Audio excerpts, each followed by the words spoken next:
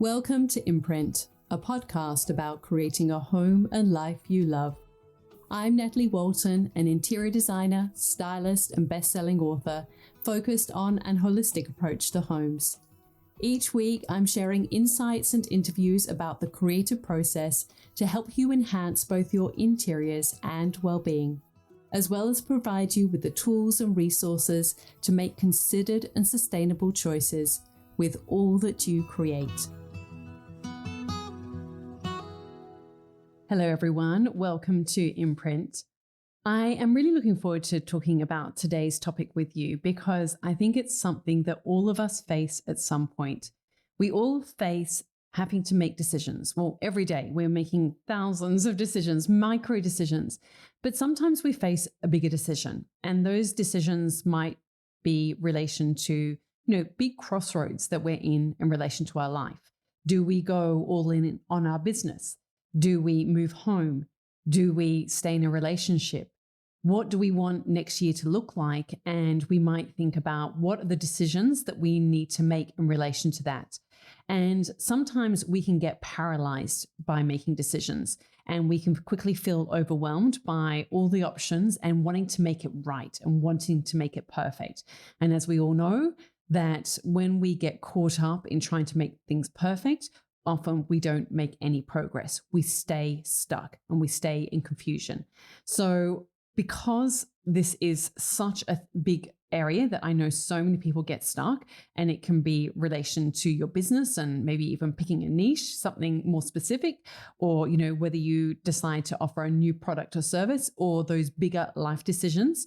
I really want to give you some tools to overcome overcome decision fatigue or analysis paralysis, because that can really slow down your progress and your growth. So today, I really want to offer some practical strategies to help you as a creative business owner move past indecision and take confident action. So the first idea that I want to share with you is that you really need to clarify your priorities. Indecision often stems from not having really clear goals and a really clear vision of where you want to go. And when you don't know what matters most, what ends up happening is that every option can seem equally important, or we can get easily swayed, or we can look at what everyone else is doing and think, oh, I want to do that. Oh, no, I'm going to do that. And I'm going to follow that strategy. Or, well, she's doing that and she seems to be doing well at that. So I should go down that path. And we get really distracted by what everyone else is doing rather than staying true to what is actually the thing that I want to achieve. What is important for me and my life? What is important for my goals? And as we're coming to the end of this year and looking into a new year, I think that taking the time to really reflect on that is really important.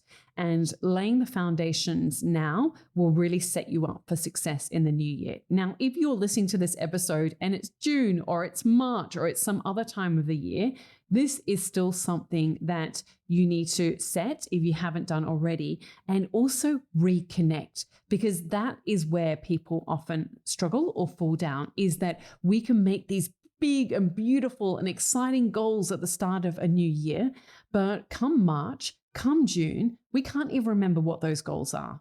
We need to stay connected with them. And for you, it might be creating a vision board, or it might be having an image on as a screensaver on your phone or on your laptop. And it can be sometimes having like a post-it note at a place that you see every day. But I would suggest that our brain quickly gets used to seeing things, so we need to mix it up. And that's why we need to stay connected with it. So it's like if you have a post-it note, say on your bathroom mirror, the first few times you see that, you'll be like, yes, that's right. I'm really going to focus on this goal. I don't know. I'm just going to throw something out there. Maybe you think, I really want to buy a property to turn into an Airbnb. Okay. So let's say that's your goal, and you've got that on that sticky note and you're looking at it. And so, for the first few months of January, you're really excited. But then by, let's say February 12, you don't even notice that sticky note, or maybe it's fallen off and you put it in the bin and then you've kind of forgotten about it. And then you're already caught up in what the kids are doing at school and getting them into some new activities. And you're thinking about, other things. And all of a sudden that kind of goal or the dream starts to whittle away and it becomes a distant memory. And you can't even really remember why you wanted to do it in the first place. So really being clear on what your goals are, what your priorities are, staying connected with them and really connect with them. So ideally, what you want to do is actually journal on them every day. It's so powerful to stay connected to that goal and the reason why you want to have that goal, why you want to take those steps, why you want to make something a priority. Really stay connected to it because that will see you through in the long run. The second idea that I want to share with you to really help you if you are feeling stuck making a decision is to actually give yourself a time limit. When it comes to making decisions, they can just keep lingering and they linger on and on and on. And maybe for you, you've been thinking about, should I join that course or that program, or should I invest in my business, or should I do that next step, or whatever it is. And you've kind of got this thing and you keep thinking about it and you've been thinking about it for 6 months and you still haven't done anything. What I recommend and what I find works really well for me is to make a decision either way. So you need to decide one way or the other what you're going to do and give yourself a time limit. So decide, okay, yes, I'm going to do this and I'm going to do this by this date and make a commitment to that. Or otherwise you say, no, I'm not going to do this. But don't live in that land of maybe, because that is actually such an energy suck because your brain is constantly trying to solve that problem. It's constantly trying to make that decision in the background and it's humming in the background. And it's kind of like on your laptop, if you've got lots of apps or, lots of pages open and your computer starts to slow down because it's got too much going on in the background and it can't function at its optimal, energy. Let's call it energy. And you see what I'm trying to get at here, don't you? That's what happens with our brain, is that when we've got all those mental tabs open at the back of our brain, like, should I do this or shouldn't I? Should I put the kids in that school or not? Should I buy that car or not? Should we move or not? Every time that you are sort of leaving this loop open, your brain is still trying to solve that problem in the background. So you need to make a decision and give yourself a time limit and make a decision one way or the other. And really, commit to that decision for that period of time. The third idea that I want to share with you in relation to this is to break it down into smaller steps. So if it's a bigger decision, and sometimes these larger complex decisions, they're the ones that lead to analysis paralysis. When we simplify them into smaller, more manageable parts, it can make the process feel less daunting. So, break the decision into smaller questions that you need to answer or smaller steps, and then tackle those one by one. So, because what ends up happening is that each one of those smaller decisions can lead you closer to the final answer. Let's take the example of, should you move house or not? So maybe you then need to decide, okay, I'm going to get a valuation of my current home to see how much it's worth in the current market. I will research what other homes cost, and then you can make a more informed decision rather than just like this general, like, I don't know, and I'm swimming in indecision. So break it down into smaller steps if you are trying to make a decision that is more complex and there's more moving parts to it. But again, give yourself a time limit and make a decision either way. Don't live in the land of I don't know. The fourth idea that I wanted to share with you and to really try and help you make a decision is to really access and ask your inner wisdom. We all know the answers. We do, but we really make ourselves feel really confused, really overwhelmed by looking out there for all the answers. But deep down, we all have inner wisdom and inner knowing that we can access. And one of the best and most powerful ways, and it's completely free, ways to access your inner wisdom is to ask your future self. Ask your future self, that person who is already where you want to be, what steps have they taken to get where they are right now?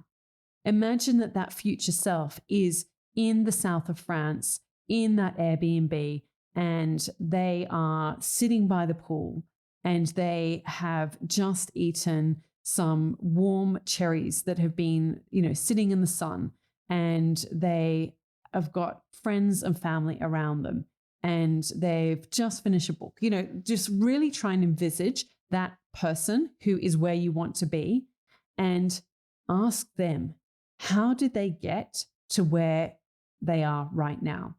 Because so often we know the answers, but we just choose to confuse ourselves.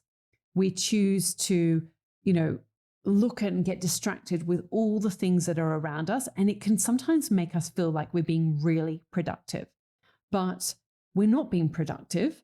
We're just delaying a decision.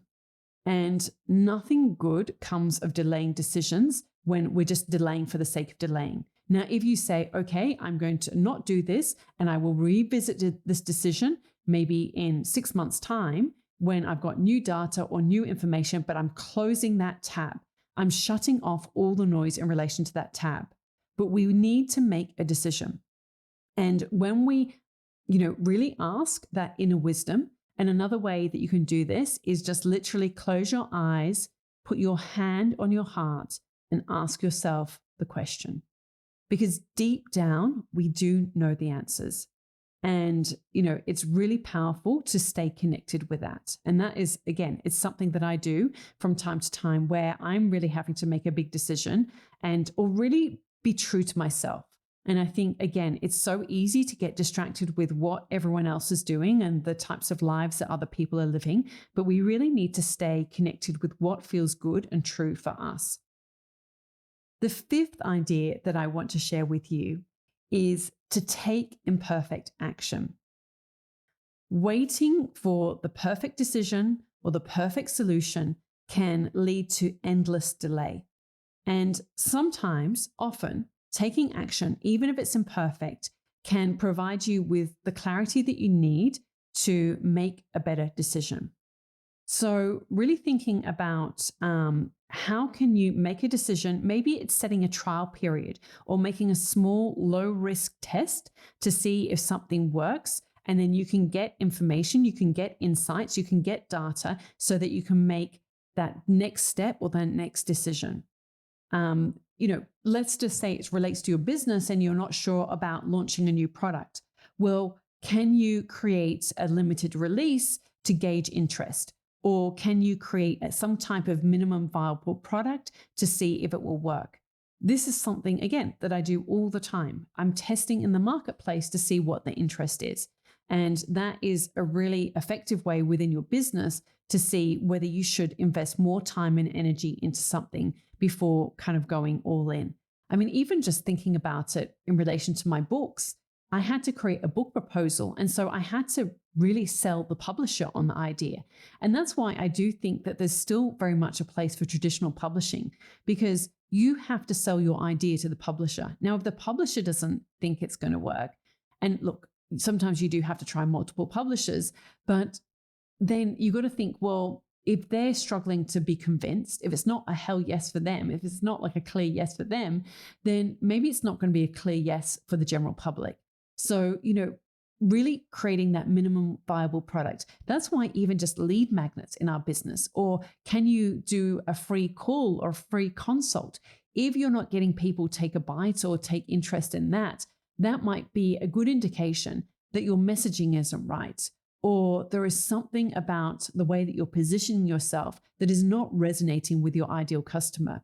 And you want to get that step right before then you go on to the next step and the next step. So really taking imperfect action is one of the best ways to move forward, because the truth is that rarely, if ever, are we going to make the right and perfect decision. We will make mistakes along the way. We actually want to make mistakes, because when we make mistakes, we learn and we can improve and then we can move forward. But when we don't even make a decision, when we stay stuck, that is when we stagnate and we don't grow and our dreams start to wither and our goals start to wither. and we never end up sitting by that pool in the south of France in our Airbnb that we've been dreaming and fantasizing about. So, we really need to stay connected to what that vision is, but we need to take imperfect action. Think about what is one thing that you can do today to move closer towards your goals. Now, before I close out this sort of shorty episode, I thought it would be fun to look at some key decision-making frameworks, and I'm going to share them with you. So one is the 70% rule by Jeff Bezos from Amazon. And the concept behind this is to make a decision when you have about 70% of the information you wish you had. Waiting for 100% certainty can lead to missed opportunities. So again, it's this idea of we don't have to have everything perfectly lined up, but how can we move forward with 70% of the information? And so really think about how can you do that? How can you take action even if you don't have all the answers? And to know that clarity comes from the process itself, not necessarily from more planning. The second decision-making framework that I wanted to share with you comes from Elon Musk, and it's based on first principles thinking. And so you can ask yourself the question, what do I fundamentally want to achieve? And how can I approach it in a completely new way? So it's really about this idea of breaking complex decisions into their most fundamental parts and building it up from there instead of relying on comparisons to existing solutions. So sometimes when we're kind of always looking out at what everyone else is doing, we're not breaking it down to like, what is it that I'm really trying to achieve? And when you're really creating from that authentic self, that can be really powerful as well.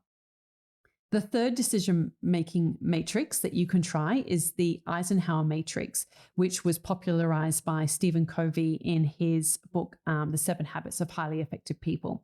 And it's basically this idea, it's a framework for like quadrant framework. And it's basically to prioritize decisions based on urgency and importance. So you use a 4-quadrant matrix to decide whether a task is urgent and important but not urgent, urgent but not important, or neither. And so basically you want to really focus on those decisions that are important but not urgent. We want to spend more time in that part of the framework. And this can really help you prioritize decisions that will make a big impact on your business growth, such as, what projects to pursue, or whether you can delegate things, or, what opportunities to pursue within your business. This is a fun one, number 4, which is the 10-10-10 rule, I believe by Susie Welch. And she says, ask yourself how you will feel about your decision 10 minutes from now, 10 months from now, and 10 years from now.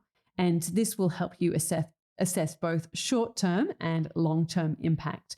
So I do think that can be really helpful as well. It's kind of that idea of looking into your future self. And sometimes we can get so hung up on the implications of decision. It's like, this is the most important decision in the world. And I have to say, in relation to design, I think this is where it's like one of my strengths is that I'm really good at making decisions. I have worked with clients who can be incredibly indecisive, and it's like, okay, we've locked this in, and then it's like, oh, but actually, no, maybe I'll do this instead, or they're uncertain or they're unsure. And I feel like I can be very good at making really quick and confident decisions. And yes, that probably relates partly to experience, but also just not worrying about it so much. I mean, ultimately, a lot of these things, it's going to look good either way, and it's not the end of the world. So let's move on so we can keep, making decisions and moving forward. And the 5th one is actually also by Jeff Bezos, and it's the regret minimization framework. But I mean, this has been attributed to him, but I've heard this, so many different times. And even actually, I was re-listening to the 7 Habits of Highly Effective People in an audiobook recently. And, he talks about this idea as well, the idea of imagine yourself at 80, looking back on your life and really thinking about which decisions would you regret not making. And this is one that can really help you align with your sort of long-term goals and a sense of personal fulfillment with your life. And many people say that it can be powerful, and I have done this exercise as well, of writing your eulogy. Like, what would you want people to say about you? And people from different areas of your life, people who are your friends and your family and your colleagues and people within the wider community. And what would you want people to say about you? And really thinking about, what do you want, your life to be? What do you want your legacy to be? And I think that so often we can get caught in this kind of analysis paralysis or fear of making the wrong decision, when often the opportunity that's right in front of us is often there for a reason. And the reason that we're not making a decision or we're not taking action is because of fear. And we're worried about so many different things. But I believe that often, if we are feeling it, we're feeling it for a reason. If we are desiring something, we're desiring it for a reason. And it's often because that's what we really want. But the reason that we're not making a decision is because of fear. And so really, reflect on that and reflect on, what is your fear telling you right now? And if you were without fear, what would you do? That is such a good question. If you were without fear, what would you do? I hope that this has been helpful and powerful for you. So just quickly to recap on what we've spoken about and the strategies that I've shared with you today, is the first step is to clarify your priorities. So really get clear on those. What are those goals? And what is most important to you? What do you ultimately want to achieve? Number 2 was to really set a time limit, make a time block for decision making. Don't let it go on and on forever. Number 3 was to break it down into small steps, especially if it's a large, complex decision. Number 4 was to access your inner wisdom and ask your future self. And number 5 was to take imperfect action. I hope you found this episode helpful. I would love to hear from you. Please leave a comment in the review section if you found it valuable. Love to hear from you. And you can send me a DM on Instagram as well. And if you know of anyone who is struggling to make a decision right now, maybe it's you. Maybe you need to pass this on to yourself and go through these exercises. Or maybe you've got a friend or a family member who's really struggling. Then please share this episode with them. I hope that they find it really valuable too. All right. Thanks so much for joining me. Connect again with you next week. All of the links and info for this episode are at nataliewalton.com/podcast. Don't forget to subscribe so that you can get a direct download of the latest episode. And I really appreciate when you take a minute to rate and review, as well as share the love with someone you know who might benefit from this episode, or on social media. If you'd like to access a range of free resources, come visit my website, nataliewalton.com. Thank you to Jaeger Media for producing this podcast. And I would also like to acknowledge the people of the Bundjalung Nation where it was recorded, and pay my respects to elders past, present, and emerging. I look forward to connecting again soon. I'm Natalie Walton, and you've been listening to Imprint.